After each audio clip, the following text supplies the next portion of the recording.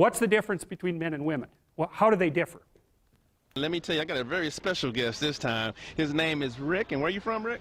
Arizona. Arizona. He's been a member for of Hedonism 2 for how many years again? Since 1988. Do your dance, do your dance, do your dance. See, this is... Now, ladies, I can't comment, but... Yes, you're a queen. Hi YouTube and welcome back to my channel.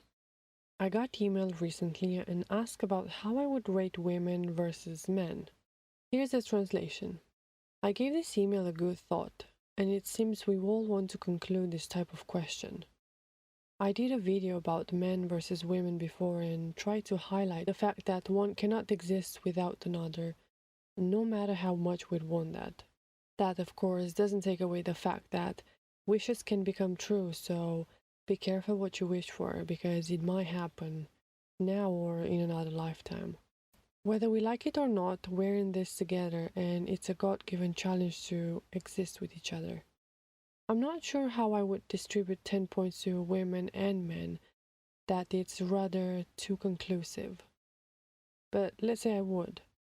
How reliable would that be as a true evaluation of what is? Do we really know the truth? Because unless we know everything, what bit of everything do we know? And how do we say that the bit we know is the truth? Without total knowledge, how can we get the chance to know the truth? That's why the beliefs of feminism or any other tribe taken to the extreme are not sustainable. Trying to convert people to veganism, feminism, or any other ism beliefs would be having the opposite response of what ism believers would want to achieve. That's when humans begin to fight the wrong battles. I spoke about something similar in this video. In other words, if you want people to stop behaving a particular way, you need to become an example of that behavior to begin with. Educate. As in, put out the necessary information out there, and then allow people to think for themselves without trying to force down their throat a set of beliefs. Let's take the example of feminism. If you want men to change their way of interacting and behaving with women, first you should change the way you interact and behave with a man to exactly how you would like to be treated. Making sure you talk about your experience and express your feelings like a grown-up. Then you allow people to think for themselves and accept people's differences about awareness, learning, and capability of acceptance and letting things go. In the meantime, thank God we don't live in a world where until people change, you can't go on with your life. So pretending that you can't go on living with your life because the unfairness of some men's behavior is just taking away the focus from your flaws, which is understandable. We all do that repeatedly in our life. Because our ability to analyze is limited by our knowledge and awareness, we can't quite rate the whole gender kind, men slightly bad, women good, or vice versa. I suppose what does make sense is that men and women repeat a pattern of their own. That's when you can generalize and say that men are more likely to be dominant and women are more likely to be agreeable. But that doesn't mean that some women can't be dominant or men can't be agreeable. So agreeable people are compassionate and polite. What are disagreeable people like? They're tough-minded, they're blunt, they're competitive, and they won't do a damn thing they don't want to do.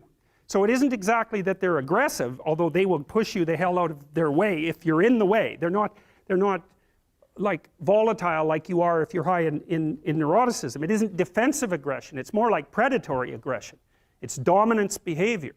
And so for someone who's highly disagreeable, they look at the world as a place in which they can compete and win. But both genders have their own reactive behavior because of their biological differences. What's the difference between men and women? Well, how do they differ? Well, the first thing we might observe is that if you look at personality differences between prepubescent boys and girls, they're not very large. Boys and girls don't differ in terms of their trait neuroticism, for example. What happens is that when puberty kicks in, women's trait neuroticism rises and it stays higher than men for the rest of their life. And this is why you see this reflected in the different kinds of psychopathology that beset the two sexes. So men are overrepresented in alcoholism, drug abuse, antisocial personality, and a host of learning disorders, as well as attention deficit disorder. And women are overrepresented in depression and anxiety, primarily. That seems to be tightly associated with higher levels of trait neuroticism, because maybe it's, if you're at the 95th percentile or higher, let's say, in trait neuroticism, there isn't much difference between that and being somewhat prone to depression and anxiety. And because the curves overlap, you know, the curves aren't identical, the normal distributions aren't identical for men and women, you tilt the one to the right, to the women's curve to the right towards higher levels of neuroticism. You go out and you look for the person in 20 who has the highest levels of negative emotion. It's much more likely to be female than male. Like he correctly stated in his email that men tend to be more simple, more focused on one thing to invent, to build, and that women are more complicated and attentive to literally everything, every detail. But about differences between groups, specifically how characteristics are distributed differently in the two groups, males and females. And second, let me stress that I'm emphatically not denying that discrimination exists. I'm not denying that. Rather, it can't be the whole story, and it certainly isn't the story in the way that it's generally told. So let's get straight to some science of sex differences, and I'll start with tastes, that is, with interests. There's an experiment in which sex-stereotyped toys, trucks and dolls, were given to mixed-sex groups. Now, I'm sure that all of you would guess correctly which sex preferred which, but these males and females were vervet monkeys. Now consider newborn babies. Even at 1 day old, girls prefer a human face and boys prefer a mechanical mobile.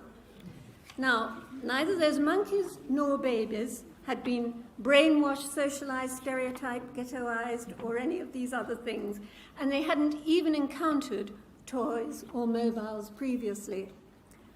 Rather, what these results of these little experiments capture is an evolved sex difference in interests. Women are far more interested in people, and men are far more interested in things.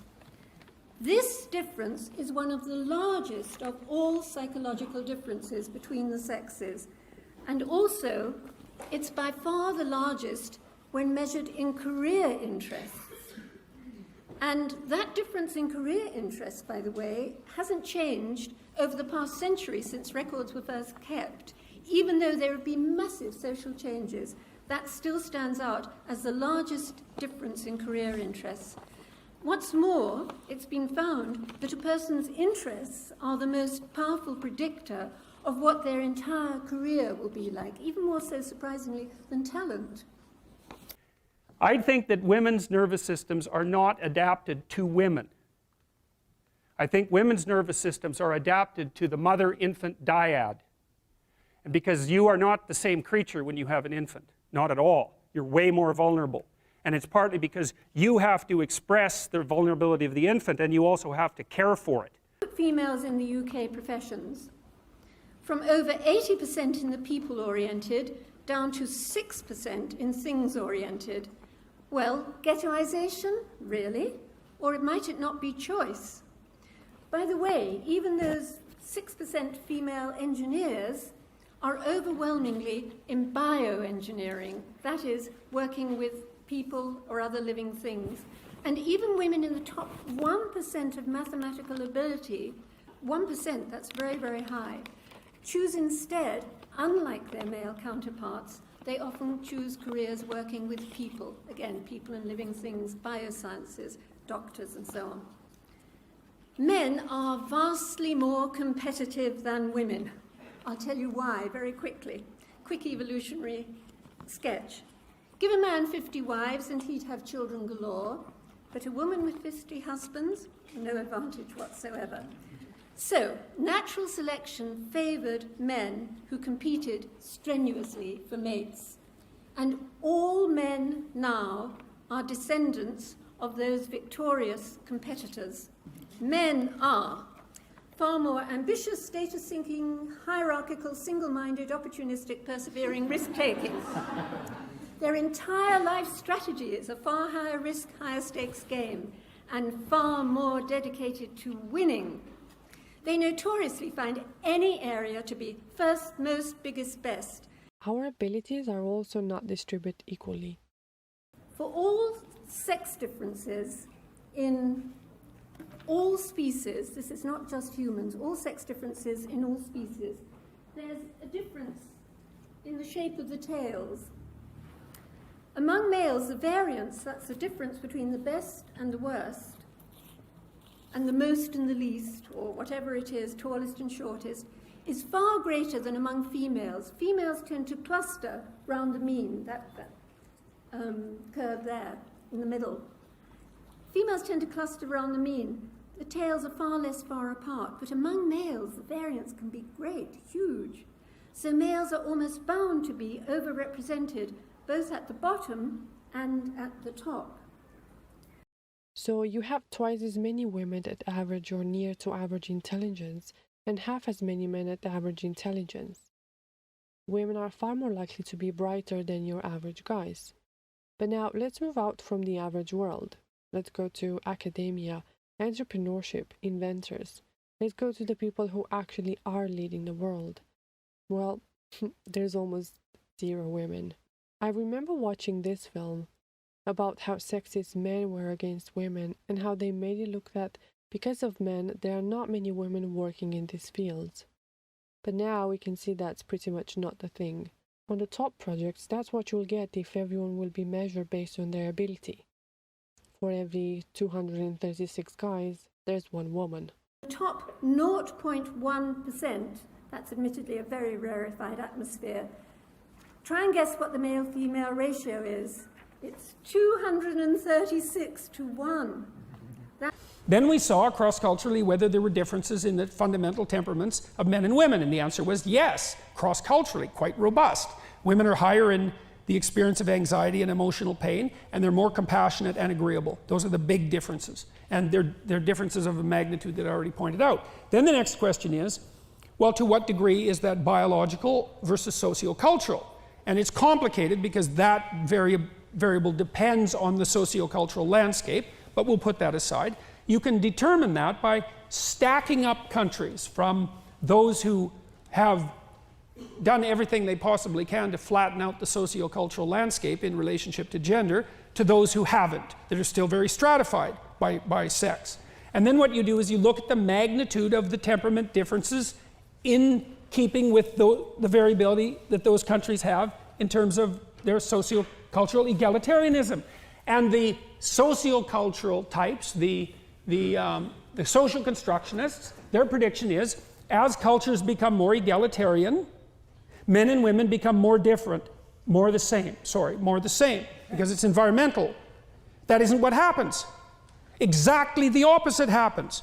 As you flatten out the sociocultural landscape, men and women become more different. The data is in. The experiment is done. Tens of thousands of people, multiple countries.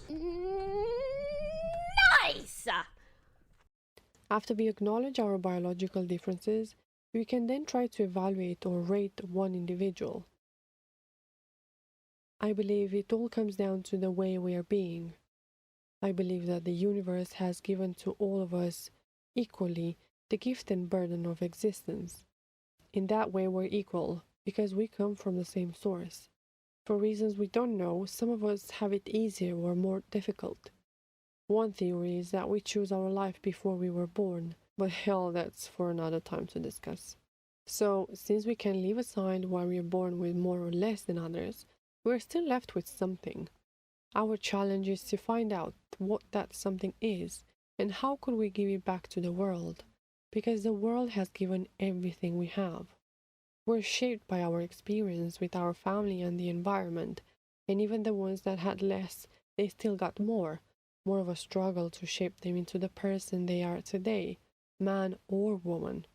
Once we find out that's something we have, then we'll be guided by our behavior and interest that's based on our gender, because even though we're driven by our soul, We're still carried by a body that responds in a particular way. Life priorities between the sexes are not identical. There's a lot of pros and cons of being a man or a woman. There is no winning. Both genders are flawed, and hell is other people's flaws. What makes the world a worse place is not men nor women, but our ego's reactivity. Unresolved childhood trauma and daddy issues result in immature hurt children with a big ego. We have this thing of blaming the world for our unhappiness. I think men and women are equally pathetic, as well as equally admirable. You can be one of the smartest people on earth, but if your way of being sucks, you'll be stuck your whole life. And another less smart person, but with the right way of being, will outperform you. It's not about what you are, man or woman, it's about how you use what you've got.